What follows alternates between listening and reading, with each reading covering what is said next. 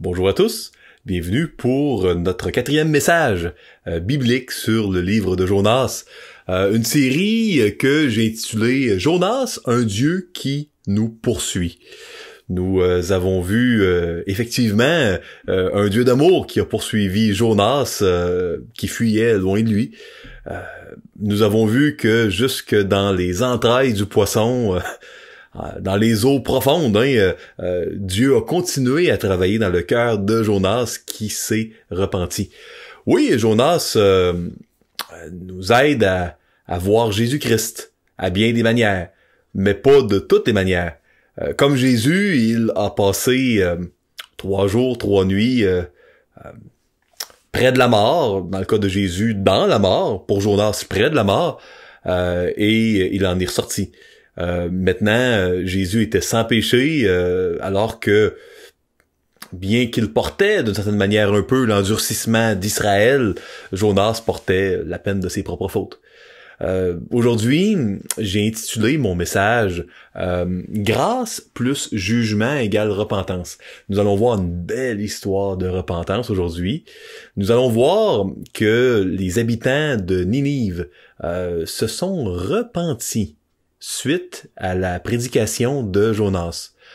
Pourquoi l'équation grâce et jugement égale repentance? Parce que nous allons voir aujourd'hui que pour qu'il y ait repentance, il doit y avoir une conscience du jugement de Dieu et une conscience de la grâce de Dieu. Les deux éléments sont essentiels pour produire la repentance.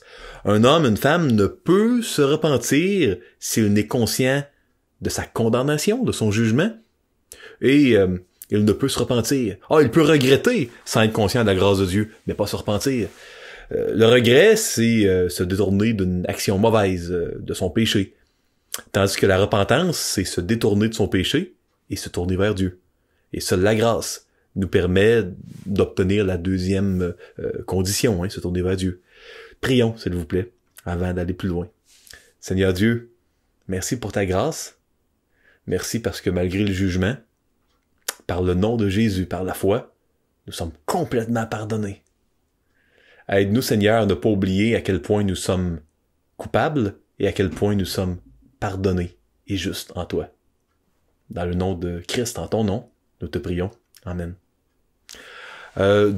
J'ai ici ma Bible. Je vous invite à tourner dans Jonas au chapitre 3 et nous allons lire à partir du verset 1.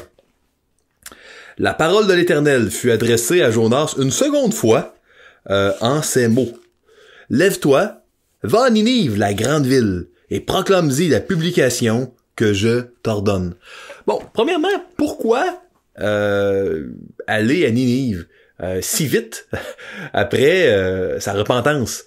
C'est criant, parce que Ninive, c'était quand même une ville à 700 000 du royaume du Nord. Donc, on parlait là de peut-être 50 jours, 60 jours de voyage pour se rendre à Ninive. Dieu n'a pas attendu. Vous savez, quand Dieu nous pardonne, la restauration est complète. Parfois, on cherche à ajouter des choses, alors qu'on a simplement à saisir le pardon de Dieu. Pour Jonas, saisir sa condamnation, je crois qu'il l'a saisi à bien des égards quand il s'est jeté à l'eau. C'est probablement pour saisir le pardon de Dieu que cela lui a pris 3 jours. Et vous, par rapport à votre vie, est-ce que c'est la grâce qui est difficile à saisir pour vous, le pardon de Dieu? Ou est-ce que c'est la conscience de votre culpabilité, de votre condamnation, qui est difficile à saisir? Les deux sont essentiels pour une vie chrétienne victorieuse, une vie chrétienne remplie des bénédictions spirituelles de Dieu. Moi, j'aime beaucoup que l'Éternel dise « Lève-toi, va à Ninive, la grande ville ». Moi, je trouve ça formidable parce que Ninive n'était certainement pas une ville si grande. Le mot hébraïque, gadol, était souvent utilisé pour parler de l'importance de la ville. Et puis, un des thèmes du livre de Jonas, c'est la compassion de Dieu, pas seulement pour le peuple d'Israël, Oui, pour son prophète, mais pour les Assyriens. Cet empire méchant qui régnait depuis 200 ans, cet empire cruel qui commettait une guerre de la terreur en éventrant des femmes enceintes, en jetant des adolescents dans des feux, en arrachant les yeux et le nez de leurs ennemis, coupant leur tête, en enlevant la peau parfois de leurs ennemis alors qu'ils étaient encore vivants. C'était une guerre de terreur. Les Assyriens étaient injustes et étaient très très cruels. Mais pour Dieu, c'est une ville importante. Ninive était une ville d'importance, grande dans ce sens-là. Donc, il faut pas penser ici à la géographie puis à la grandeur de la ville. Donc, verset 3 maintenant. « Et Jonas se leva et alla à Ninive, selon la parole de l'Éternel. Or, Ninive était une très grande ville de 3 jours de marche, ou selon la version second révisée, de 3 jours de chemin. Jonas fit d'abord dans la ville une journée de marche. Il criait et disait « Encore 40 jours et Ninive est détruite !» Donc, ici, on voit le message de Dieu pour Ninive, enfin, proclamé. On voit encore une fois que c'est une grande ville. Maintenant, une ville importante, comprenez-le bien. Hein? Pourquoi 3 jours de marche ou de chemin? Et puis ça, c'est souvent utilisé par les détracteurs de l'historicité du livre de Jonas pour dire « Ah, ben, ça peut pas être vrai, parce que c'était pas si grand, ça aurait jamais pu prendre 3 jours faire le tour de la ville. » Et effectivement, ça peut pas prendre 3 jours. Vous savez, les villes dans l'Ancien Monde étaient grandes, mais pas tant que ça. Donc, Jérusalem avait quelques milles seulement, hein. Il y a quelques options devant nous. La première option est de dire que ici Ninive représentait le district administratif de Ninive, qui lui aurait fait environ 60 000. Bon, ça prendrait effectivement à peu près 3 jours faire le tour de 60 000 du district administratif, mais peu probable, de mon opinion. Hein. Ça semble pas couler dans le texte. Il faut ici plutôt comprendre que de proclamer le message dans Ninive prenait 3 jours. Puis ça, c'est très cohérent avec la manière de faire des ambassadeurs dans l'Ancien Monde. Donc, dans l'Ancien Monde, les délégations des ambassadeurs qui venaient d'un roi étranger ou d'un dieu étranger prenaient habituellement 3 jours. Je vous explique pourquoi. Le jour 1, c'était la présentation de la mission de l'ambassadeur. Donc, il arrivait à la cour du roi, et puis il demandait vraiment un rendez-vous. Il disait le but de sa visite, qui l'avait envoyé, comment il était arrivé, qui il était, fils de qui. Et seulement le jour 2, il y avait audience, si le roi le permettait. Et le jour 3, il y avait parfois le festin, le banquet de départ, des cadeaux qui pouvaient être mis au roi étranger ou à l'ambassadeur, avec un message parfois qui était remis. Donc ces cette série de 3 jours pour les ambassadeurs était vraiment une coutume qui était en fonction à l'époque de Jonas. D'ailleurs, vous pouvez retrouver un article du célèbre assyriologue, le célèbre spécialiste de l'ancienne Assyrie, D.G. Wiseman, dans le Tyndale Bulletin de 1979. Vous allez pouvoir retrouver cela. Également dans Words Commentary, volume 31, je crois, on peut retrouver cela. Donc c'était des coutumes de l'ancienne Assyrie. Moi, j'ai l'impression que c'est davantage cela, hein, que ça soit exactement selon le modèle assyrien des 3 jours, ou tout simplement qu'il a pris 3 jours. Il a pris 3 jours pour proclamer le message.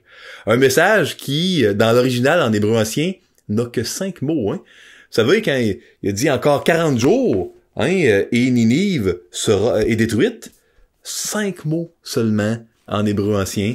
Le mot détruit, utilisé ici, c'est un mot spécial. Le mot afak en hébreu ancien. Un mot qui était utilisé, par exemple, pour la destruction de Sodome et de Gomorrhe par Dieu.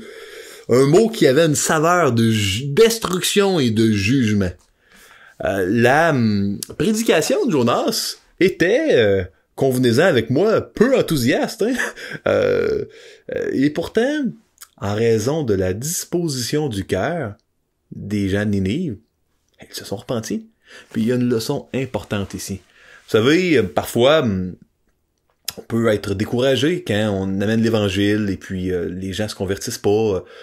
Peut-être qu'il y a des pasteurs, des anciens d'églises locales qui m'écoutent puis qui sont découragés parce que l'Église n'a pas grandi comme ils l'auraient souhaité, à la hauteur de leur prière, de leur désir. Puis j'aimerais vous rappeler une réalité biblique. Vous savez, des prophètes fidèles avec des prédications élaborées, comme Jérémie et Ésaïe, ont eu peu de succès. Hein? Jérémie a fini sa vie kidnappé en Égypte. On l'a pas écouté à la fin de sa vie. Et Ésaïe, selon la tradition, aurait été scié en deux vivant à la fin de sa vie. Pas les grands honneurs. Hein? Donc, peu d'écoute. Et puis Jonas, à peine repenti, amène une prédication qui semble pas être si enthousiaste. 5 mots seulement. Il a mis le minimum, notre ami Jonas, semble-t-il. Les gens se repentent. Vous savez, le message est important, mais c'est pas une recette. C'est pas la manière dont on va amener notre message qui va, à la fin de la journée, être le facteur le plus important, qui va amener la conversion ou la repentance de quelqu'un. C'est important le message. Mais à la fin de la journée, le plus important, c'est la disposition du cœur, du récipiendaire. On a beau avoir le meilleur message du monde, amené par Jésus lui-même, si les gens sont incrédules, ils ont crucifié Jésus, hein. Les gens se convertiront pas. On a beau avoir un message, je voudrais quasiment dire mauvais, là, mais pas mauvais, mais peu enthousiaste, comme Jonas. Si les gens se repentent, ils ont une bonne disposition de cœur, ils vont être touchés. Donc, je trouve ça important de le mentionner. Donc, ici, on voit que Jonas parle peu de la grâce de Dieu, mais parle du jugement. Certainement un message qui est essentiel pour parvenir à la repentance, mais un message qui n'est pas à la mode. Hein? Pas à la mode pour nous de nos jours, de parler de jugement et d'enfer. Mais écoutez, mettez-vous à la place de Jonas. On peut le critiquer peut-être un peu pour son manque d'enthousiasme, mais allez voir un peuple qui arrache le nez et les yeux des gens, enlève la peau vivant, éventre les femmes enceintes, de parler là que ça va être détruit là bientôt, peut-être que j'aurais eu peur, hein? J'aurais probablement eu peur. Donc, il y a quand même un exemple à suivre ici, de pas oublier de parler du châtiment de Dieu. C'est important, c'est très important. C'est assez surprenant que les Ninivites se soient repentis. Lisons, avant d'aller plus loin dans le livre de Jonas, un court extrait de Ésaïe 10 qui nous parle de la méchanceté et de la cruauté des Assyriens qui étaient légendaires dans l'Ancien Monde. Hein? Mais, quand le Seigneur aura accompli toute son œuvre sur la montagne de Sion et à Jérusalem, je punirai le roi d'Assyrie pour le fruit de son cœur orgueilleux et pour l'arrogance de ses regards hautains. Car il dit, c'est par la force de ma main que j'ai agi. C'est par ma sagesse, car je suis intelligent. J'ai reculé les limites des peuples et pillé leurs trésors. Et, comme un héros, j'ai renversé ceux qui siégeaient sur des trônes. J'ai mis la main sur les richesses des peuples, comme sur un nid. Et, comme on ramasse des œufs abandonnés, j'ai ramassé toute la terre. Nul n'a remué l'aile, ni ouvert le bec, ni poussé un cri. Ésaïe amène ces paroles plus tard, hein, après le ministère de Jonas. Donc, au moment où Jonas était à Ninive, on était après environ 200 ans de domination assyrienne, mais il restait quasiment un siècle encore avant la fin de l'Empire assyrien. En fait, même un peu plus d'un siècle. Donc, ça, c'est intéressant. Donc, un empire méchant, et surprenamment, ils se sont repentis. Puis, vous savez, on peut se demander pourquoi ils se sont repentis. Lisons maintenant les versets 5 à 9, puis j'aimerais vous fournir des explications. Du contexte, hein. J'aimerais vous soulever quelques éléments qui rendaient le terrain fertile pour la repentance. Donc, verset 5. Les gens de Ninive crurent en Dieu. Ils publièrent un jeûne et se revêtirent de sacs, depuis les plus grands jusqu'aux plus petits. La chose parvint au roi de Ninive. Il se leva de son trône, ôta son manteau, se couvrit d'un sac et s'assit sur la cendre. Et il fit faire dans Ninive cette publication, par ordre du roi et de ses grands, que les hommes et les bêtes, les bœufs et les brebis, ne goûtent de rien, ne pèsent point, ne boivent point d'eau. Que les hommes et les bêtes soient couverts de sacs, qu'ils crient à Dieu, avec force, et qu'ils reviennent tous de leur mauvaise voie et des actes de violence, dont leurs mains sont coupables. Qui sait si Dieu ne reviendra pas et ne se repentira pas, s'il ne renoncera pas à son ardente colère, en sorte que nous ne périssions point. Et ici, on voit qu'il y a eu un changement important.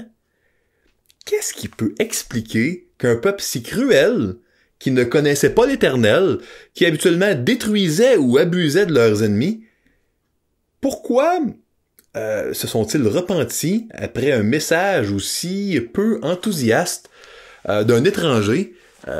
Pourquoi n'ont-ils pas tué Jonas? Pourquoi tout le monde s'est repenti? C'est incroyable. Écoutez, oui, une repentance, c'est toujours un miracle de Dieu. Mais il y a un contexte. Parce que notre cœur tortueux a parfois besoin de passer 3 jours dans le ventre d'un poisson pour être touché. Pour reconnaître notre perdition et notre besoin de Dieu, notre besoin d'être sauvé. Même chose pour les Assyriens. Donc, nous étions à ce moment-là dans une époque troublée de l'Empire assyrien. Oui, à l'intérieur de leurs 3 siècles de domination, il y avait une époque troublée. À l'époque de Jonas, c'était le roi Assur-dan III qui régnait sur la Syrie. Ninive était la capitale de la Syrie. Et puis, c'était une époque difficile. Il y avait eu une grande famine en 765 avant Jésus-Christ en Assyrie qui a duré 7 ans. Puis par la suite, la Syrie a été frappée par une épidémie de peste. Puis, vous allez dire, c'est quoi le rapport? Comprenez que il y avait dans l'ancien monde, les peuples étaient très superstitieux, très croyants. L'athéiste était vraiment pas à la mode. Il y avait cette pensée que le roi règne par mandat céleste. Et que les épidémies, tremblements de terre, les signes spéciaux, les famines, quand les récoltes ne sont plus bonnes, ça pouvait être un signe que les dieux ne donnaient plus leur faveur au roi sur le trône. Donc, ça pouvait être stressant pour le roi d'Assyrie de voir tout ça. Donc, grande famine. Par la suite, une épidémie. Puis là, on avait les Araméens à l'ouest qui ont profité de cet instant de faiblesse-là pour tenailler les frontières de l'Empire assyrien. Au nord, le royaume d'Urartu, les ancêtres des Arméniens, eux aussi, dans cette époque-là, tenaillaient l'Empire assyrien. Ils ont même perdu la fameuse ville de Carchemish, qui a été conquise en 605 par Nebuchadnezzar. Donc, on voit vraiment, ça allait pas bien. Ça allait vraiment pas bien à ce moment-là. En 763, en pleine famine, il y a une révolte qui a éclaté dans des villes assyriennes, à Assur, à Arapha, à Guzana. Ces révoltes-là vont durer 4 ans. Donc, des révoltes, épidémies, des ennemis qui tenaillent les frontières, qui les rétrécissent, des famines. Puis pour couronner le tout, là, après tout ça, là, en 559, il est documenté qu'il y a eu un grand tremblement de terre en Assyrie. Donc, je peux vous dire que les Assyriens ne se sentaient pas autosuffisants, particulièrement le roi, qui à tout moment aurait pu être tué puis remplacé.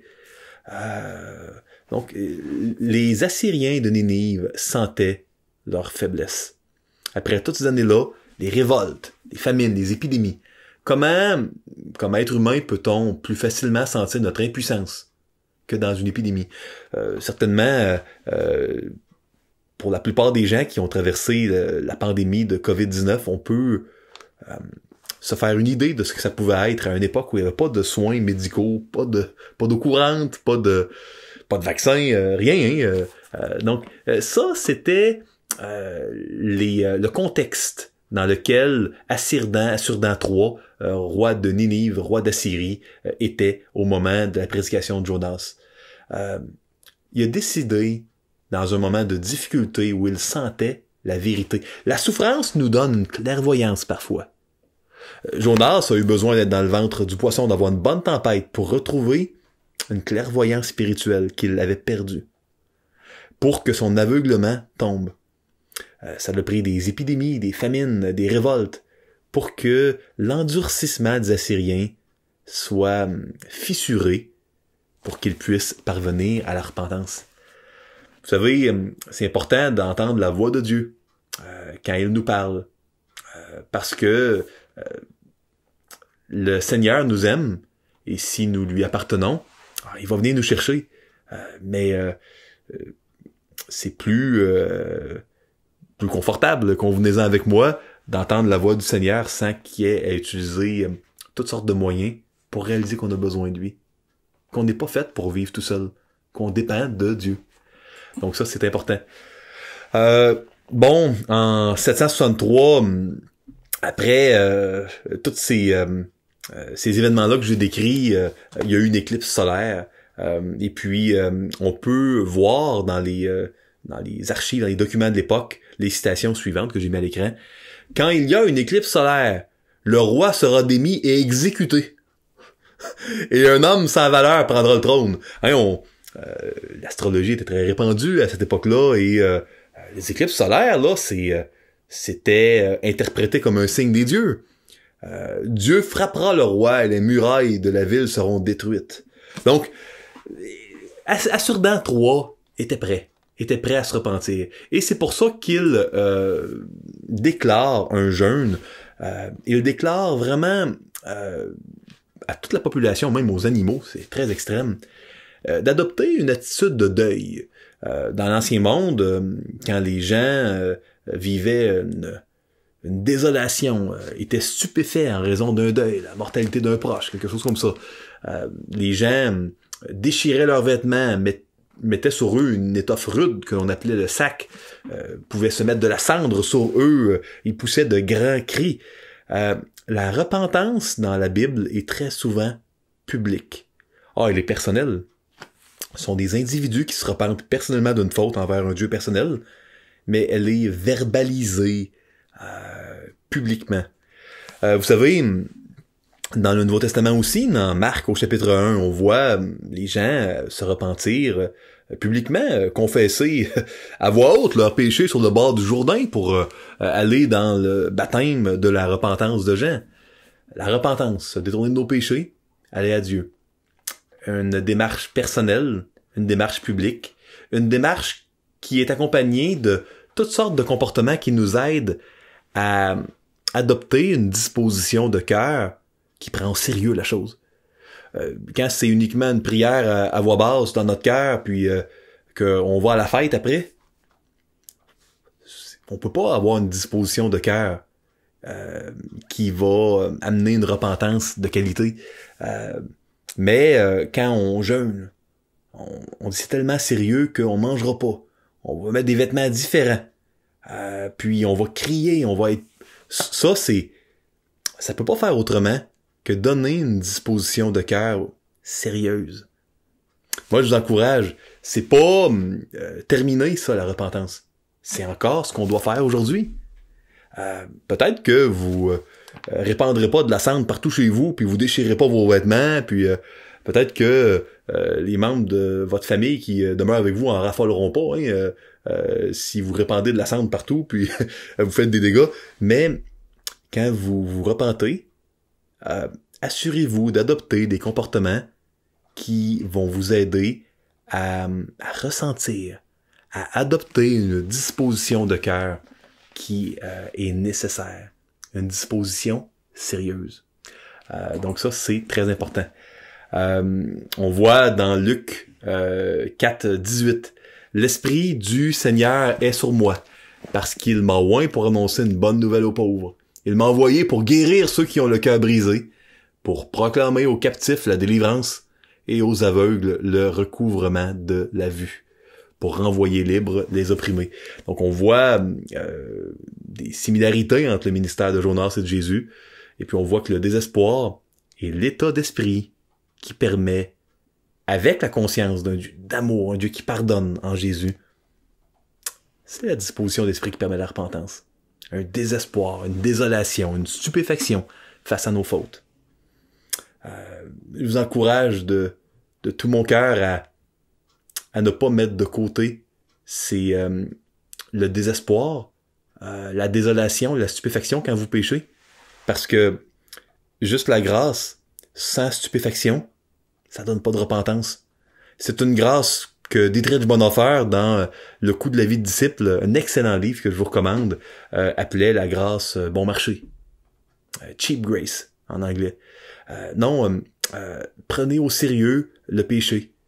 Dieu a pris ça au sérieux. Jésus a dû payer vos péchés et les miens au prix de son sang.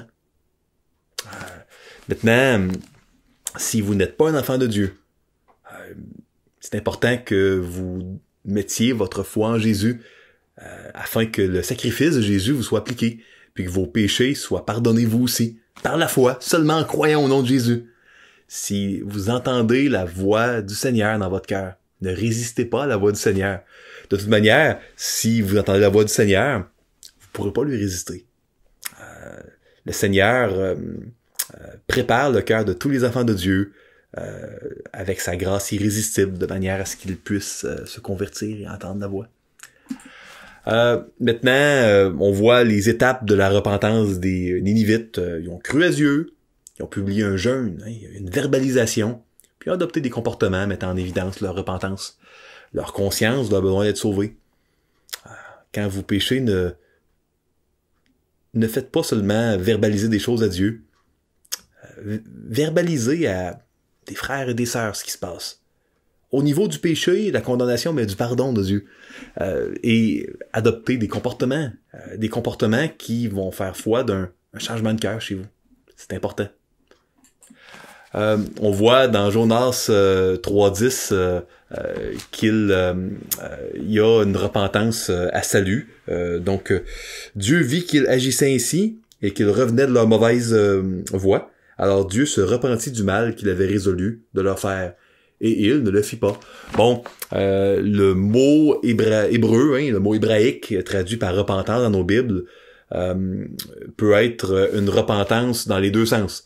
Dans le Nouveau Testament, quand on se repent du mal pour aller vers le bien. Le mot a une valeur morale. Dans l'Ancien Testament, en hébreu, le mot repentance, le verbe se repentir, c'est changer d'attitude, de disposition de cœur. Donc Dieu a changé de disposition parce qu'ils se sont repentis, les Ninivites.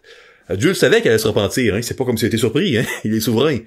Il était prévu que Dieu change de disposition, qu'il se repente de les juger. Donc Dieu n'a pas été surpris par la chose.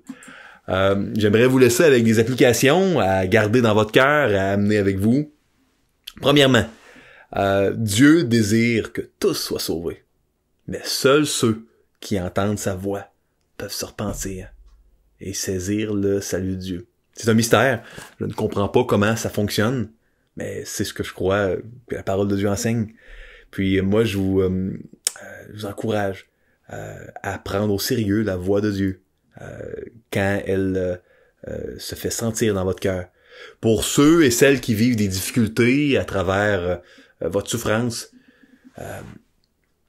réalisez que ces souffrances-là sont pas des châtiments, mais peuvent vous donner de grandes opportunités de grandir, parce qu'avec la souffrance vient la dépendance de Dieu, avec un ajout de clarté. Clarté au niveau de notre besoin de Dieu, notre besoin d'être pardonné, d'être sauvé, d'être libéré. Jonas était une illustration de la grâce de Dieu. Notre repentance, par rapport à nos fautes, nous permet d'être une illustration de la grâce vivante, nous aussi. Des illustrations sur deux pattes. C'est important, ça, de réaliser cela.